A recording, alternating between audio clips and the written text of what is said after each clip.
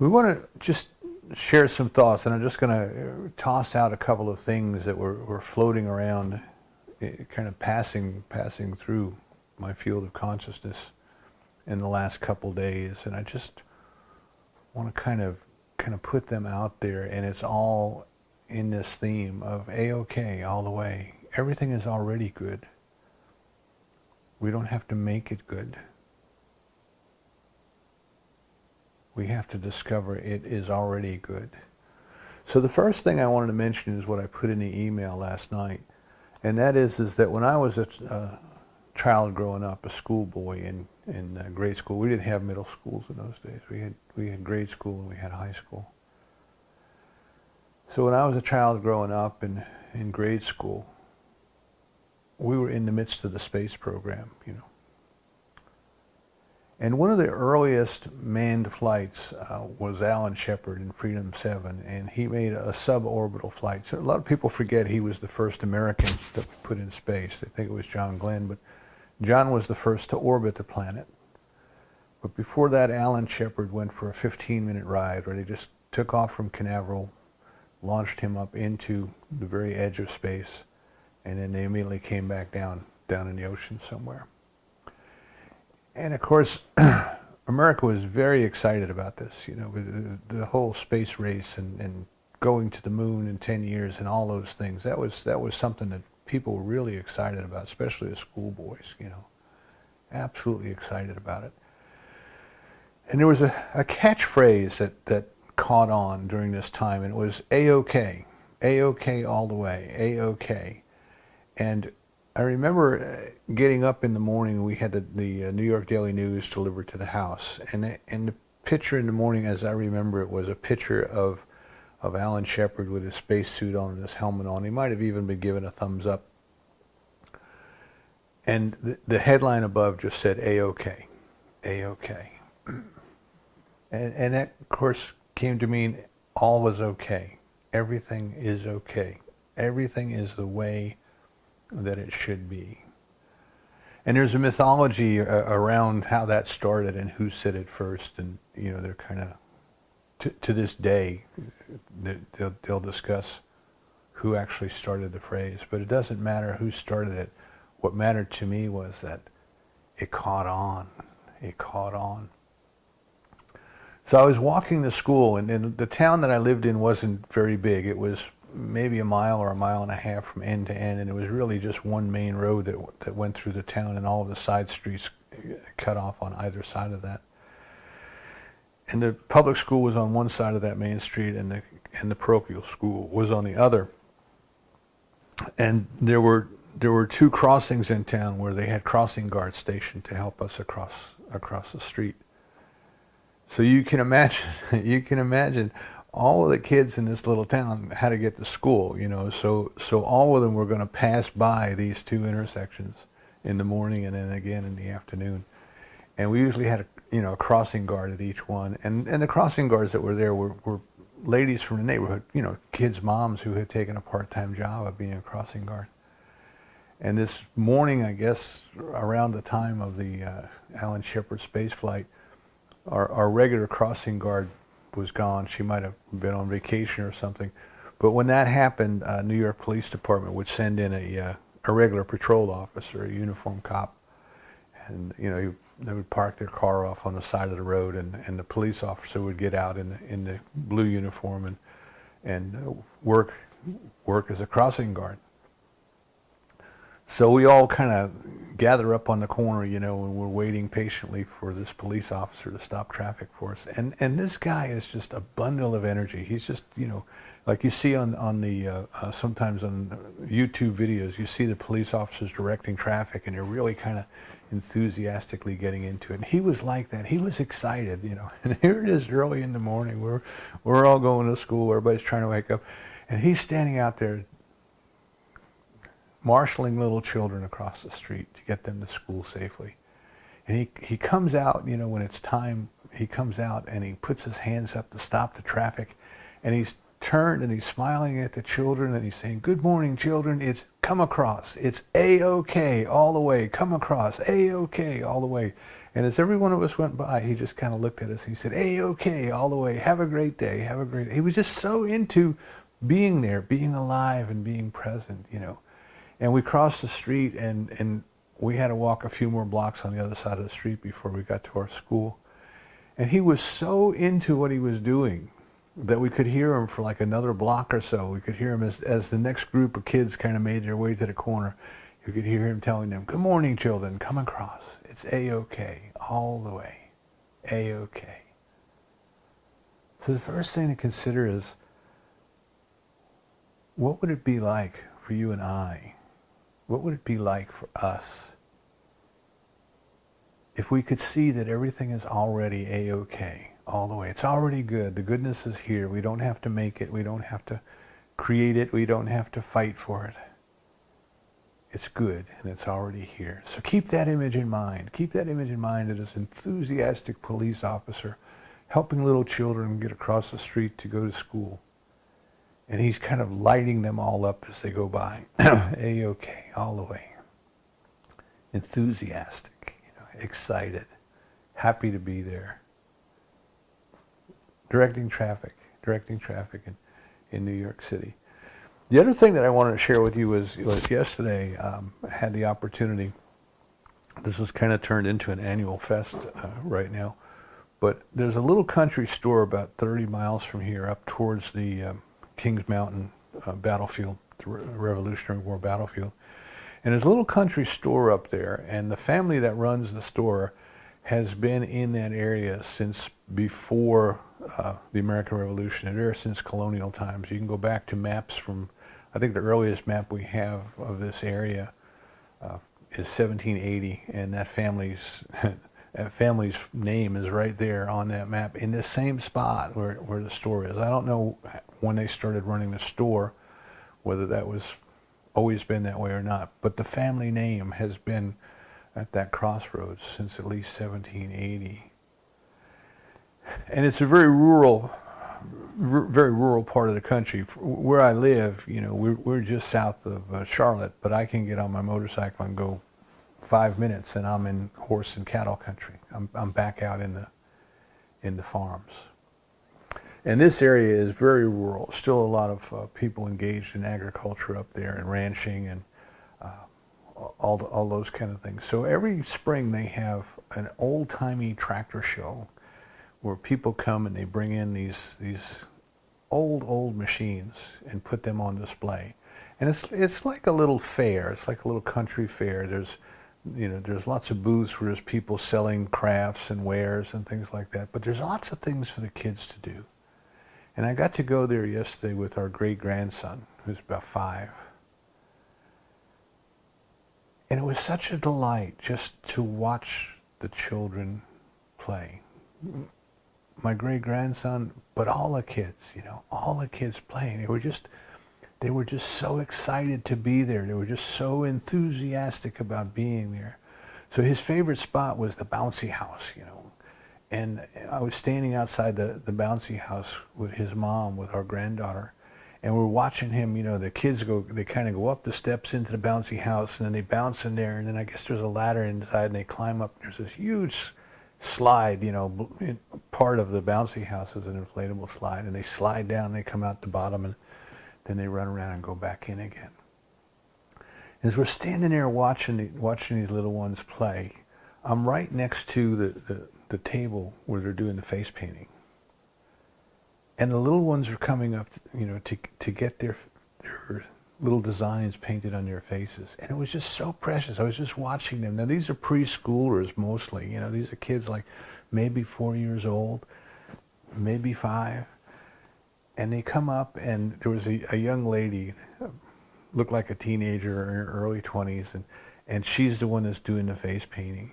And she puts the little ones up on a stool, and then she has a catalog. It's just a 2-page catalog, and it has all the different designs on there. And she has them pick out 2, one for each cheek, you know. And there's a butterfly, and there's a bumblebee, and there's a cupcake, and there's a rainbow, and there's a unicorn, and on and on. I can't tell you all the ones that were there. But just watching these little ones sit there and they're going over this book, you know, and they're kind of scrunching up their face as they're contemplating this, you know, major decision in the life of a 4-year-old. My goodness gracious, you know. You think this was a permanent tattoo that they were getting. And finally they would pick one, you know, and then the young lady would say, now you got to pick another, and they would go through and they would pick another. And then she would say, okay, now I need you to sit still for me. I need you to be straight, you know. And she would brush her hair back. If the child's hair was hanging alongside his face, she would brush her hair back. And these little ones, you know, just sitting as still as a 4-year-old can sit, just kind of looking off his almost statuesque pose, you know, pondering something in the distance, and they're just sitting there waiting patiently till they get their two little designs, whatever designs they chose.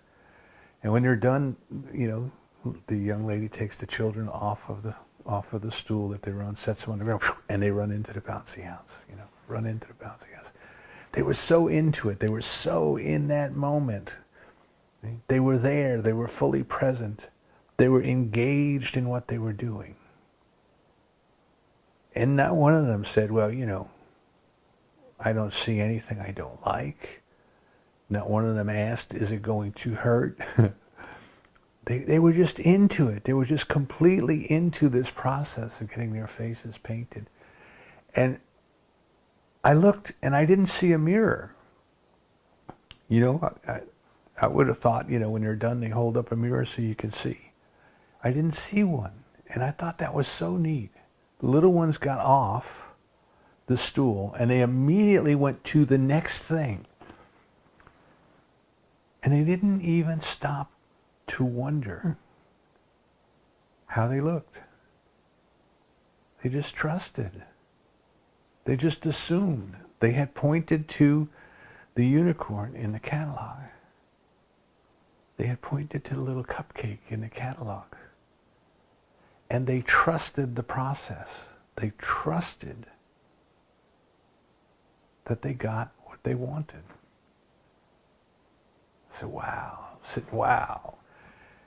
And then the last thing I want to tell you about this bouncy house is this little guy comes along, and he couldn't have been more than 18 months old. He was he was so excited that he would try to run, and he would get his feet in front of one another, and he would plop down. And when he plopped down, he didn't lay there and cry. He didn't look around to see what was wrong. He jumped back up and he started running again. Didn't even faze him. No setbacks, no time to ponder gravity.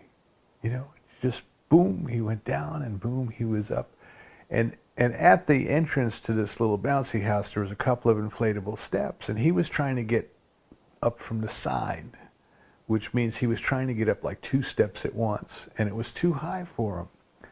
And he, you know, he didn't give up. He put that little elbow up there, you know, and he would try to get his elbows into it so he could crawl forward a little bit, and then he would try to fling his foot up and get his little foot up there, and, you know, and get some traction with his foot so he could. I think he was planning on, if there was any planning involved, I think he was going to get his heel dug in and kind of roll up there. And he'd slip right off, and he'd go, boom, he'd plop right back down on the ground, you know. Jump right back up, get his little elbows back into that pad, try to get that little foot up there. And at that moment in time, Big Sister, who must have been all of like 6 or 7, Big Sister came along, and she just grabbed him kind of by his pants.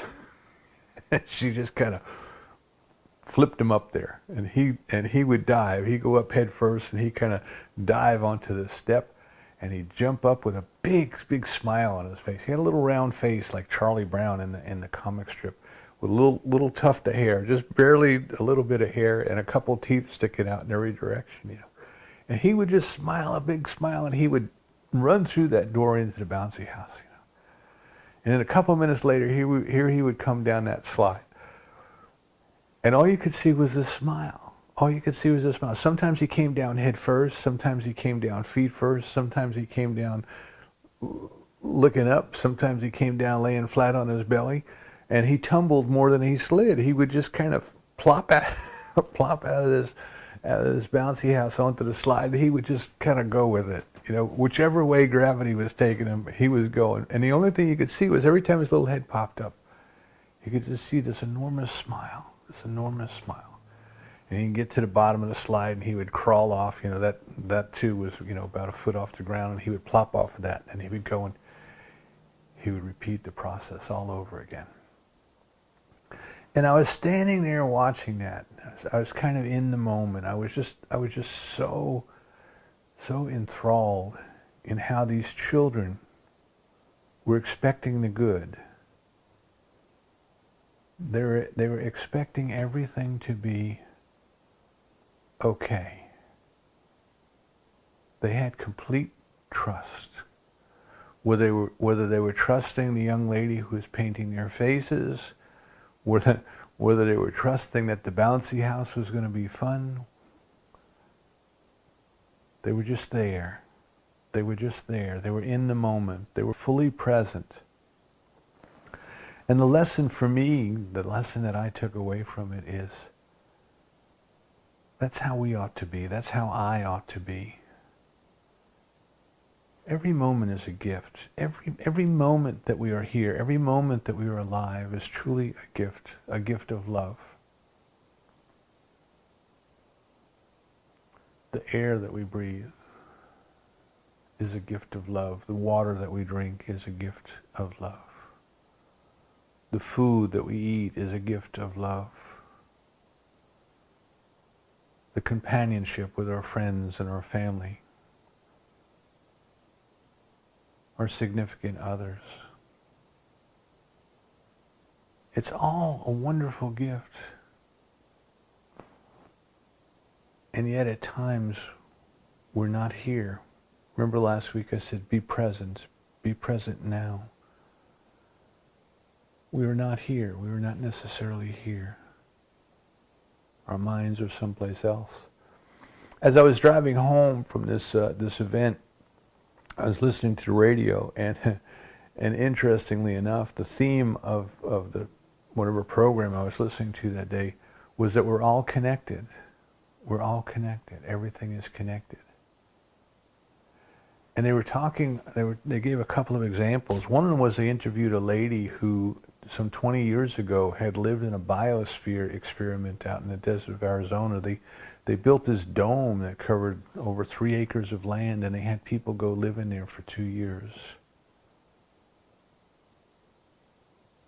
And she said it became very clear to her, you know, because they were living in this environment, that the air that they breathed came from the plants that they were growing. That she was becoming the sweet potatoes that she was eating. She said they eat so many sweet potatoes that her skin actually started to turn orange. She understood, you know, she understood how everything was connected. They had goats in there with them for milk.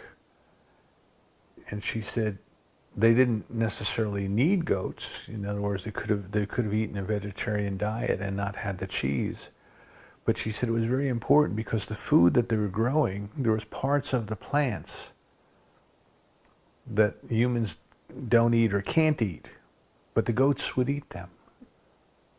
So they would feed the part of the plant that they couldn't eat, the humans couldn't eat. They would feed it to the goat, and they would get it back as milk. She said she learned how to make pizza completely. To grow the wheat, to grind the wheat, to make the flour, to milk the goat, to get the cheese, to grow the tomatoes, to make the sauce. And she said suddenly there was this feeling of connectedness. It became very, very apparent to her, the connectedness of all of life.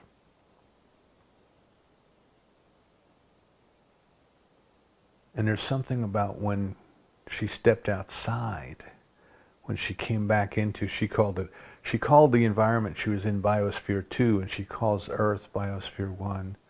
And she says she couldn't but help feel connected more so to Biosphere 1 when she came out. See, everything that they were doing on the small scale inside that dome was in fact taking place on a large scale.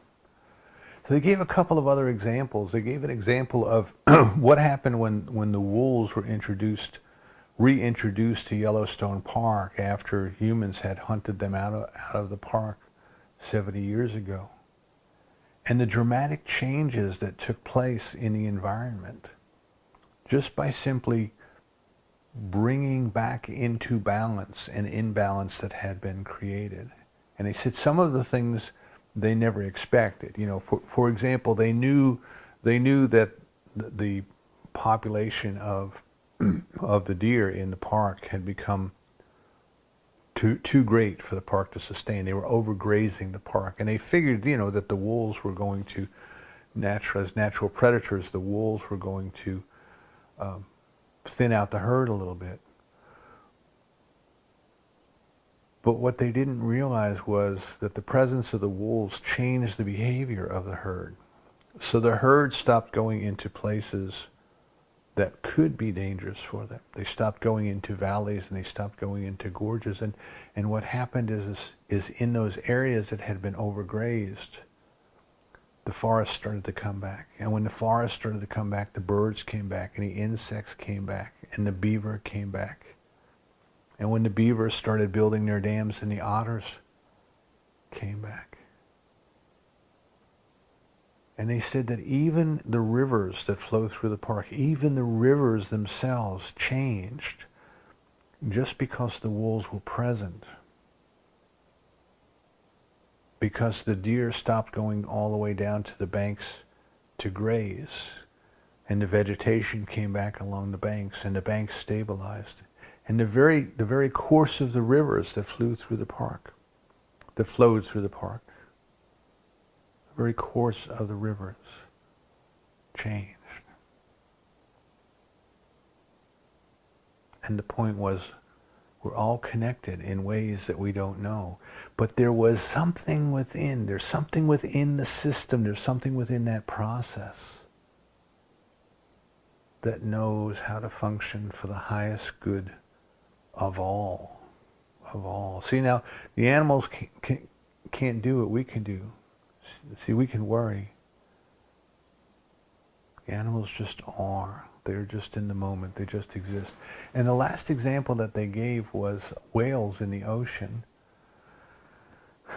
That after the controls went in place and after human activity with hunting the whales was reduced, they found some unexpected changes in the very oceans themselves.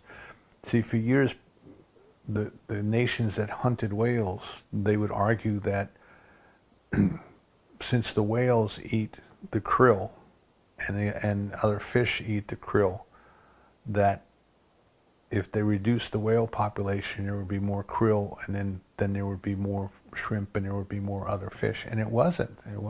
As they hunted the whales, the amount of krill also decreased. And what they were saying in this piece is that it seemed almost counterintuitive. You know, why, when the whales started to come back, did the krill start to come back? And what they found is that the whales dive down very, very deeply into the ocean, and they eat great quantities of krill at depth. And then the whales come back up to the surface and live on the surface. And when the whales are on the surface, that's when they excrete the waste from what they have eaten. So all of this whale poop floats near the surface of the ocean, where it can interact with the sunlight. And that's where the algae can start to grow and feed off of what the whales have left behind, and then the krill come to live off of that. And there's a cycle of life. And what they found is that the whales and the krill, they needed each other. And there's something within nature, there's something within life itself that knows how to even take the whale waste and use it for good. So as I was pondering this almost mystical experience that I was having yesterday, just watching the children being there in the moment, remembering this cop from 60 years ago, this cop who was enthusiastically leading us across 6 lanes of traffic in New York City. That's what we had to cross twice a day. The connectedness of all of life. And I started to think about, can you and I, can we spend just one day? Can we spend just one day finding the good, trusting, expecting? You know, the children expect to have fun when they go in that house. Can we expect that God is good by whatever image we define God? That there is divine love. And of course you come down to wondering, well, why is it then that we don't, you know? The first thing we have to recognize is that we have a choice. You and I have a choice. We can see the glass as half empty. We can see the glass as half full. We can expect good or we can expect trouble. Now, right there, I think we have to stop, because many people would say, no, I don't have a choice. I don't have any choice. Whether I'm happy or not depends upon external circumstances. If everything's working out right, if everything's going my way, well, then I can be happy. But if everything's not going right, if everything's not going my way, if there's terrible stories in the news this day, well, then I have no choice but to be sad. And we need to challenge that notion. We need to stop right there and say, you always have a choice. We always have a choice.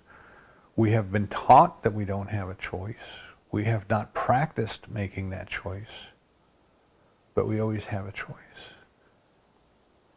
And when people tell me that and they feel completely helpless, I always suggest that they go read Viktor Frankl's book, Man's Search for Meaning. And Viktor Frankl, who was living in what you and I can imagine to be the worst possible circumstances a human being might live in. He was a prisoner in Auschwitz. His family had been killed. He was still alive. And he said he realized that the one thing that the Nazis could not take away from him was his ability to choose to be happy. As happy as he could be in those circumstances.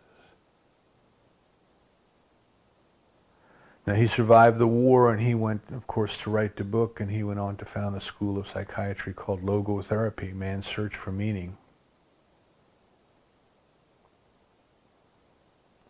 He believed that we are searching for purpose in our lives, and if we can find that purpose, we can be happy without regard to the circumstances.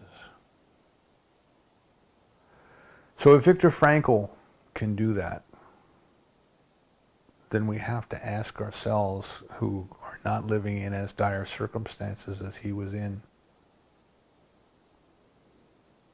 why do we choose to believe that we don't have a choice? See, that's important.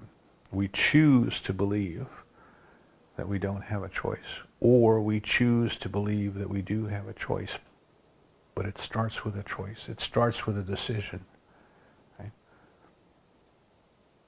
Something in that cop that morning, something in that policeman decided to be happy, decided to be excited. Now, it might not have been a conscious decision, but nevertheless, it was a decision. So the first thing I ask you to consider is, do you accept the idea that this happiness, this thing that we call happiness, is a choice. That it is not something that depends upon what's out there, but it is something that emanates. And eminence is manifesting the presence of God, letting loose the presence of God. The presence of God, which is always happy, is already within us, and it is waiting to get out through us, and it created us to be its instruments of happiness here. But we have to choose. We have to choose to accept that. See, we have to choose it. In the New Testament, we have the Gospels, the four primary Gospels. And the very word gospel itself means the good news, the good news. Now I think that meaning has gotten lost over the years, and I think that in our human sense of, our tendency to look towards the negative, I think that instead of talking about the good news, we have spent thousands of years focusing on the bad and the punishment and the sin and the wickedness and all of those things. And now you have a whole movement, very interesting, and now you have a whole movement within Christianity that they call the prosperity gospels. And the prosperity preachers are being criticized by the fundamentalist preachers, saying that the prosperity preachers want to talk about what is good and not about what is bad. It's a choice. It's a choice. I'm not saying one or the other is correct, or both are correct, or neither are correct. What I'm saying is it is a choice. It is a choice. So I think we need to understand then that as human beings, this whole business of trust, is trust something that should just blindly be given, or is trust something to be earned? And what I have found in my years of work is that people who are in positions of authority, they expect the people who report to them, whether it be in business or who vote for them, whether it be politicians, they expect that trust is a given unless and until they, the leaders, do something to violate that trust. In other words, have I given you any reason not to trust me? That's what I would hear most frequently. And I would have to coach them, and I would have to tell them that's not how it works. That's not how it works in organizations. That's not how it works in human nature. Everybody is naturally skeptical. Everybody is naturally going to stand back and wait and see. Everybody's going to say, yes, I hear what you're saying, but I want to see what you're doing. Show me the money. Show me that your walk and your talk are one and the same. So it has been over the years at the human level, right? At the physical human level of existence, it has been good for us as human beings to be skeptical and not to trust strangers and not to eat strange foods until we're sure that eating them is not going to make us sick. And all of those things from the point of view of survival, existing survival at the physical level, all of those things make sense. But now we're stepping into the spiritual realm. Now we're stepping into the realm of only good, of only God, of only love. So what we have to do, I believe, is we have to recognize that our tendency might be biased towards seeing the things that are dangerous and seeing the things that are bad and seeing the things that are not trustworthy. And we have to stop and take a breath and make our choice. See, the first step is always awareness. Always awareness. We have to stop and take a breath and say, whoop. My mind is going down the path of the negative. Is that really warranted? Is that really necessary? You see, from the point of view of survival and the point of view of the ego keeping us alive, nothing is wasted if you if you expect something to be bad and you don't do it. Whether it was good or bad doesn't matter. Doesn't matter to the ego. What it matters to the ego is that you're still alive. So it could be wrong 99 times out of 100 and not care.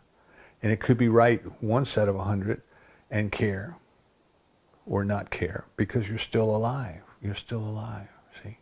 Maybe it doesn't know, you know, but it doesn't care. But as a spiritual being, you are not brought here to simply survive. You are not brought here to simply endure and to exist.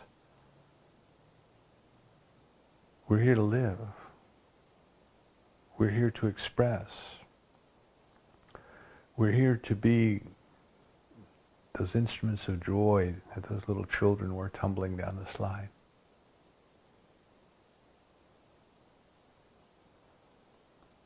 I think of the lady in the biosphere saying that she got it, she got it. That as she exhaled, the plants were breathing in. As they exhaled, she was breathing in.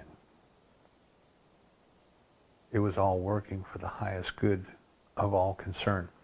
So we have to become aware. We have to become the observers of our own thoughts that I've been talking about for the last few weeks. We have to learn how to, through meditation, we have to learn how to see our thoughts floating across the screen of consciousness. Just, you know, one of the techniques that I learned years ago is to imagine yourself sitting in a movie theater when you practice your meditation, and look at the bright white screen, a blank screen, but it's white up in front, and kind of see your thoughts kind of float across on that movie screen as if they were something that was being projected up there. We must become aware. We must become observers. Take your little exercise watches and set them to beep at you every 15 minutes or so and just ask yourself, am I happy? Or am I cautious? Or am I worried? So we must become aware of our own tendencies to kind of go down the negative, to get stuck in the ain't it awfuls. We turn on the news, and that's what they're going to give us. That's what they're going to give us, that for 27 minutes, and the last 3 minutes of the newscast are going to give us a heartwarming, feel-good story. That's the way the television works. What we want to do is we want to look for the good. We want to look for the good. What's good about this? What's good about this? You know, even the hurricanes. I did a Sunday talk that the Sunday after Hurricane Andrew went through Florida and destroyed so many things and took so many lives. And I had to stop and ask myself, well, what was good about that? Is there anything good about that? And I came to realize that hurricanes are a natural part of the ecosystem, and they have existed for billions of years, and they will continue to exist for billions of years. And Florida would not be Florida, the Florida we know, if it had not been for such storms in the past and the way that they stir things up in the environment, start a cycle in the environment. Remember I talked last week about the fire in Yellowstone, and people, oh, it was terrible, the fire was devastating, and it was awful. And it was just part of a natural cycle of goodness. Some of the trees need the heat of the fire before they can release their seed. So we are the ones who are stepping back and we are judging something as being good or not good. And we have to ask ourselves if we are looking at the whole picture or the big picture, or we are just looking at a little of it. And Zen teaches us to withhold judgment, suspend judgment. That's another way to stay happy. Suspend judgment. It just is. It just is. And when we have a tendency to label it good or bad, we can say perhaps, perhaps. Oh, isn't that awful? Well, perhaps. Isn't that wonderful? Well, perhaps. But it is. It is. And since it is, in the very nature of isness, is good, is harmony, is wholeness, is cooperation, then in the final analysis, there has to be some good in there somewhere. And the way that we find that good, perhaps one of the most important spiritual practices we can engage in is gratitude. Gratitude. What is there in this situation? What is there in this person? What is there in this moment that I can see the activity in the presence of God? To me, that's gratitude. To me, gratitude is when we recognize and experience the activity in the presence of God in the situation, in the moment.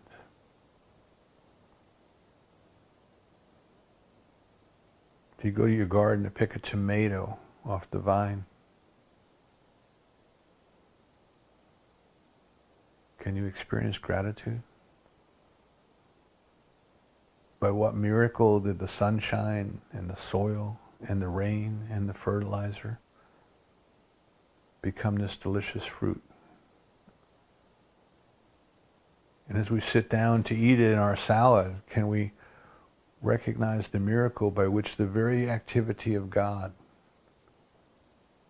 is providing the energy for the very activity of God as our bodies? It's all good. It's all good, but we have to look for it. And I know immediately when I say that, our minds are going to go to the, but what about this, but what about that, but what about all of the terrible things that are going on in the world? Can we step back and look at them as part of a bigger process, like the hurricane is part of a bigger process?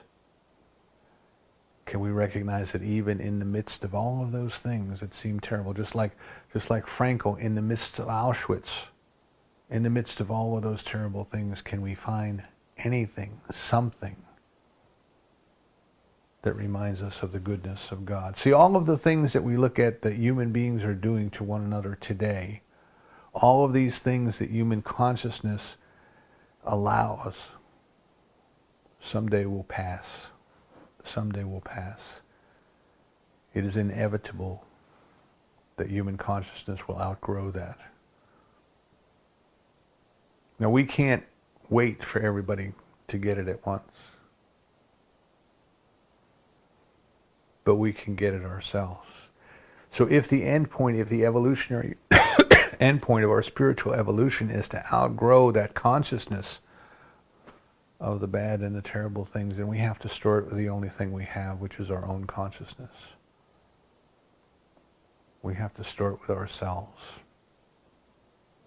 We have to start by looking for the good everywhere present.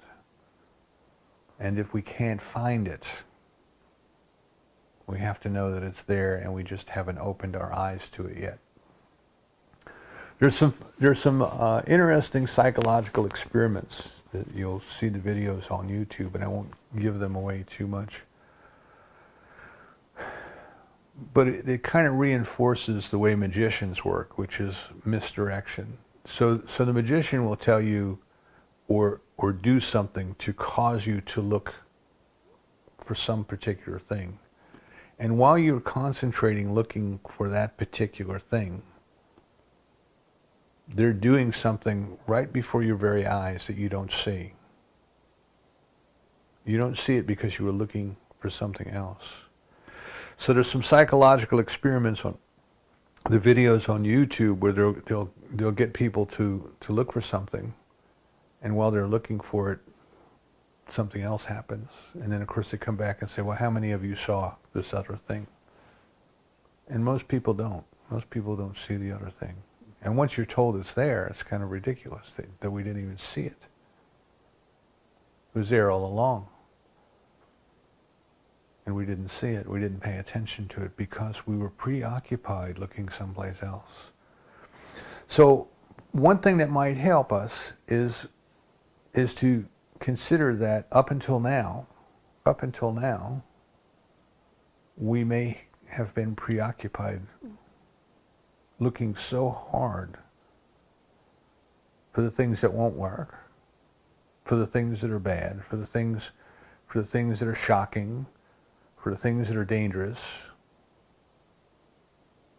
that we just didn't see the good that was right there in front of us all along, all the time. So our quest then, and I call it a quest because it's almost like a game, you know. I know that in the Knights of the Round Table, the quest was kind of like a journey of growth that the knights had to go on, and this is our journey of growth. But it should be a lighthearted journey of growth. It's not Mortal Kombat.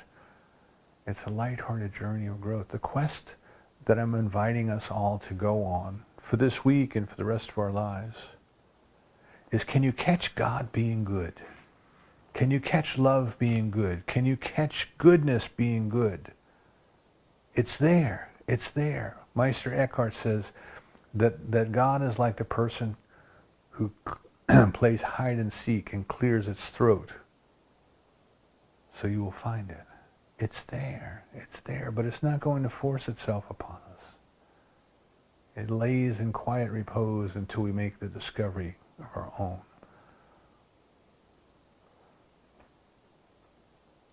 So I want to close with that image again of the children in the bouncy house.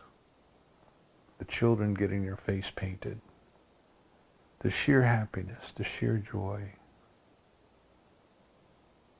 And can you imagine yourself as one of those children? Can you imagine yourself just caught up in the moment of happiness, in the moment of joy, in the moment of knowing that everything is A-OK all the way? What we're going to do in 10 minutes from now doesn't matter. What we did 10 minutes ago doesn't matter, but we are here and we are now. And we are joyful. We are joyful. And can you carry that feeling, that image of joy with you, and recognize that the whole world is your bouncy house? The work that you go to, the house that you live in, the yard that you care for, the air that you breathe, the water that you drink, everything is there potentially as an experience of joy. But you must choose it. You must recognize when your mind is going in the other direction, and you must nudge it back and say, there's a choice here. There's a choice here. The good is here. I can find it. Can you practice the spiritual practice of gratitude? Blessing each and every one and each and everything by recognizing the presence and the activity of God in the moment and in the mirror and in yourself. And like the little ones who got off the face painting stool and didn't even need to see their faces to know that what had been put on there was wonderful. And they just went through the rest of the day acting as if, because they could turn around and look at one another and they could see the beautiful designs on each other's face. They had to assume that theirs was just as beautiful, just as wonderful. Can you look around you and see the beauty and the wonder and the joy somewhere, anywhere? Can you look at that and identify with that? Divine love has created us out of itself to express its life, and its life is A-OK. It is not trying to punish us. It's not trying to make us sick. It's not trying to teach us a lesson. It simply wants to enjoy its own creation in us, as us, and through us. So let's go out and bounce. Let's go out and have fun. Let's go out and tumble. Let's run so hard that we plop down on the ground and get back up and never even criticize ourselves for it. If we make a mistake along the way, who cares? Who cares? Get up and play. Get up and love. And so it is. So let's come together in a closing treatment. Let's recognize then that there is one life, and that life is God, and it is perfect, and it has created us, each and every one, out of itself. And it knows only goodness. It knows only goodness. As the light cannot know the darkness, the goodness of God can know no evil, no sin, no sickness, no death. It is, and it knows that it is. And it has created us out of itself. And it knows itself as us and through us. It has no sense of self and other, no sense of separation. It just is. We recognize then this very day that the love of God is as us and through us, that the love of God has created us out of its own goodness and experiences only goodness in us, as us, and through us. Today we trust in God. We trust that the goodness is there. We know that if we simply open ourselves up to it, we will see it.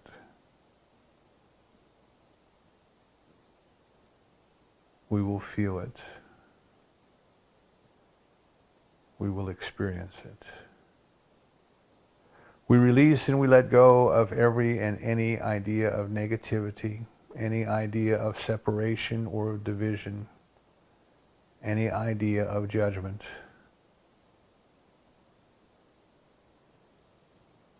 We just simply accept the isness, the suchness, the I amness that is expressing its life as us. We are grateful for this opportunity to spend this time together today. We are grateful for the opportunity to go out this very afternoon and catch God being God and being good. And we release this treatment to that perfect law, knowing so certainly it is done that we say together, and so it is.